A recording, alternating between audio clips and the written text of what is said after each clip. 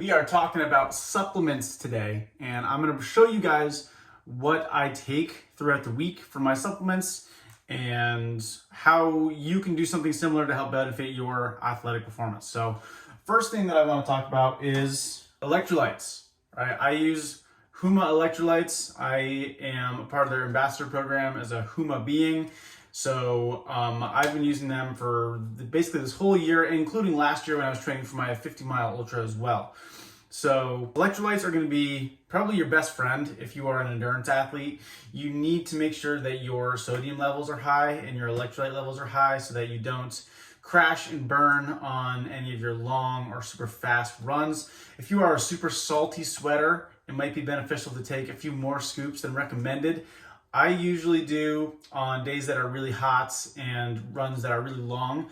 I usually do maybe 3 to 4 scoops a day. And then if it's just a regular day where I'm doing either an easy run or I'm not running at all and just working out, I'll do maybe 1 or 2, 3 max scoops per day.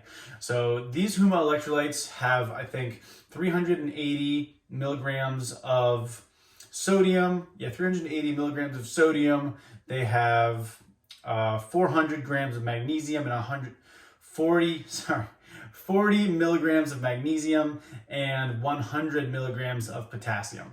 So not the highest dosages, which is why I like to do multiple scoops of the Huma electrolytes. Another reason is that it just makes you drink more water throughout the day, which is going to help you stay hydrated, obviously. So the more water that you can drink and the more enjoyable that you can make it with something flavored like a lemon lime electrolyte. I also have a couple different flavors. Coconut pineapple and mixed berry from Huma are also super delicious. So first up, I always have like 1 or 2 scoops of electrolytes in the morning. 2, I have my Omega3 and my multivitamin. So multivitamins are good and Omega3s are good for bridging the gap between what you should be getting from your nutrition and what you actually are getting from your nutrition. Most people in the United States are deficient in at least a couple vitamins and minerals, the most common being magnesium, vitamin D, and Omega3s. So if you're taking these together, you are going to be filling gaps that most people have in their diet. The Omega3s in the fish oil supplements are not only good for brain health and heart health, but just overall bodily functions. You're going to be functioning a little bit more efficiently, and you may not feel any acute benefits to this right away, but over time that will lead to better performance and just feeling overall healthier and more efficient in your daily life. For the multivitamins here, these are going to be your best friend if you feel like you aren't getting enough of variety in your diet. The biggest thing is just making sure that you are taking this on a consistent basis. All of these supplements, if you want to see benefits, you should be taking them on a consistent basis. So these 2 are going to be the next 2 most beneficial that I take throughout my entire day. Next up, creatine. So creatine is another one of those super beneficial but very underutilized supplements. It is probably one of the most, if not the utmost studied and highly beneficial supplement that is out there. A lot of questions come from like, what does creatine do and how does it work? A little tiny fraction of how, like the easiest way that I can explain it to you is that creatine helps produce ATP, and ATP is how we create energy. A lot of times it's pretty commonly known that carbs and fats are used in our body for energy, but what's a little bit less known is that when our body breaks down those carbs and fats, it gets turned into 3 things. It gets turned into ATP for energy, it gets turned into water, and carbon dioxide. So giving your body a little bit extra creatine allows you to use the ATP without any more oxidation or oxygen required, which is a part of the anaerobic metabolism system, which is a little bit different from the aerobic metabolism system, because in the aerobic metabolism system, you are primarily using fats as fuel, but it takes a little bit longer to produce. If you're using carbs as fuel, it is much quicker, but it produces more lactic acid. And supplementing with creatine helps you not have to rely on the carbs as much. So the ATP comes from the creatine instead of any of the other fuel sources. Next one is magnesium. This is not something that I take every day, but if I'm ever feeling like I am twitching or I'm getting like muscle spasms, I usually supplement with magnesium a couple days throughout the week, and then it'll typically go away.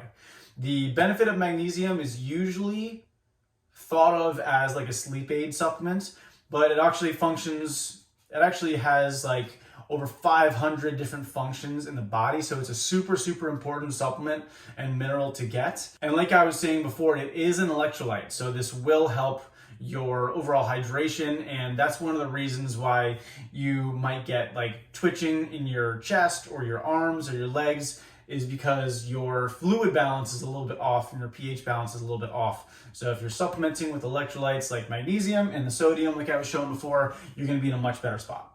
All right, so the next one is gonna be pump. So like a pump supplement.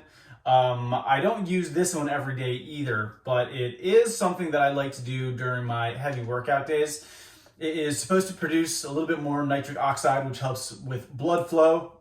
And obviously, if you're getting more blood flow, then you're getting a bigger pump, and you just feel a little bit stronger, feel a little bit more, or feel a little bit less fatigued in those workouts. So you're able to contract a little bit harder, you're able to produce a little bit more force, and overall just feel like you're getting a super, super good workout.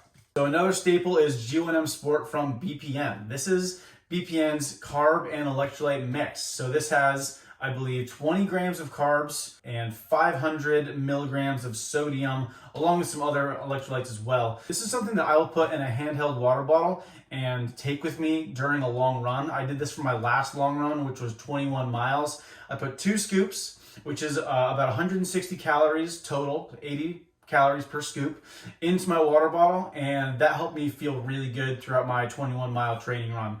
And that's what I'm going to be doing during my sub 255 marathon in about a week and a half at Corning. So the benefits of carbs is outrageous. If you are not fueling with carbs, you are definitely not performing at your very best. There's never a time that we are not using carbs for fuel. There is a time where we're not using fats, and there also is a time where we are primarily using fats as fuel, but there's never a time where we're not using carbs. At the most, it's going to be like a 70 to 30, maybe a 75 to 25 ratio of fats to carbs at the very most, at the very least amount of carbs, that is. But at some point, we are always using carbs as fuel. So if you are running out of, and you're not going to feel this necessarily, but if you are running out of glycogen, which is carbs and sugar stored in your muscles and in your liver, if you are running out of that, you are going to be depleted probably after 60 to 90 minutes. So it's important to make sure that you fuel not just at 60 or 90 minutes, but fueling before that as well. So when I'm training, doing my training runs with G1M Sport or with electrolyte supplements or with energy gels, I'll usually try to do it every 3 or 4 miles, which is going to be like every 28 to 32 minutes. So that's what I'll typically do for my fueling strategies during these runs, but it makes it super, super helpful to not have to take something out of my pocket, take the top off, squeeze it, and take a couple minutes to get that down.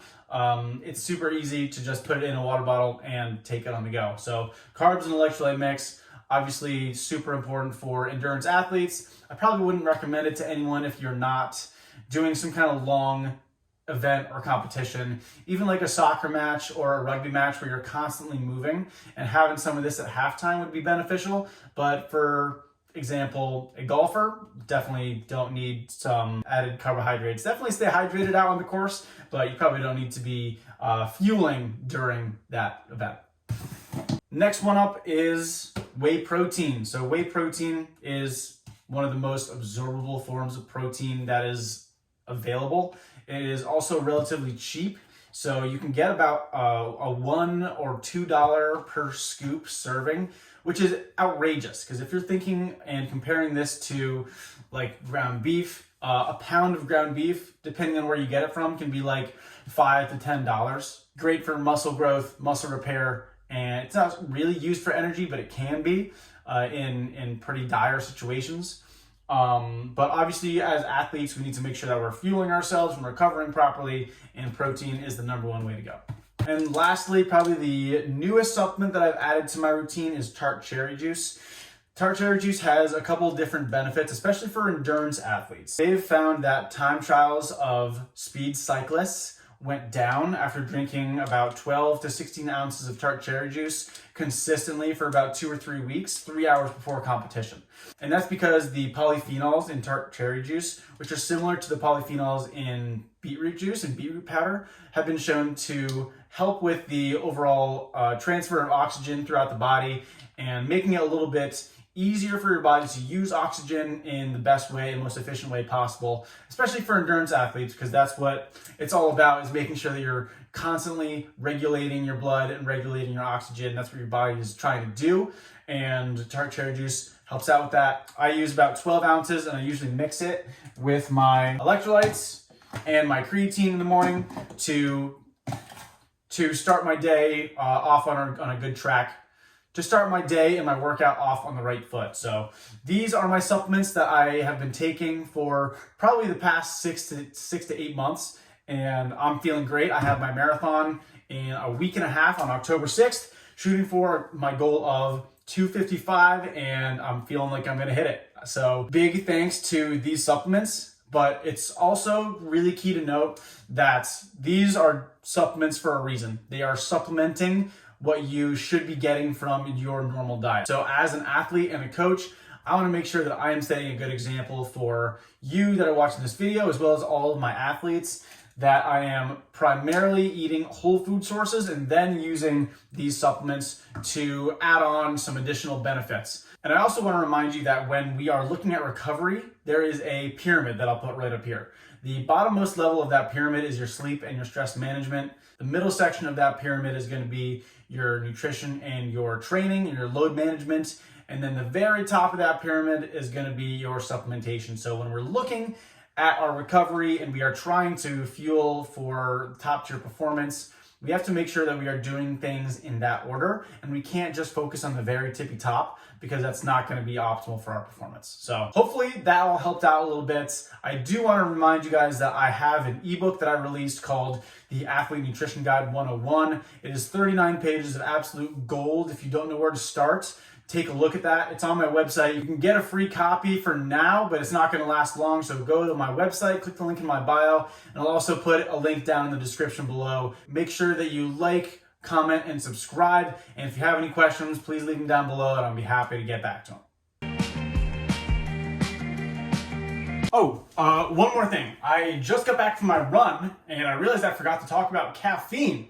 Caffeine is one of the biggest endurance enhancers as well, because not only does it delay fatigue, but it gives you a little bit extra focus and fake energy boost to help you power through your long runs. I haven't had my coffee yet today, so I'm about to make mine, and that made me think of this, but there's a bunch of different ways that you can get in your caffeine as well.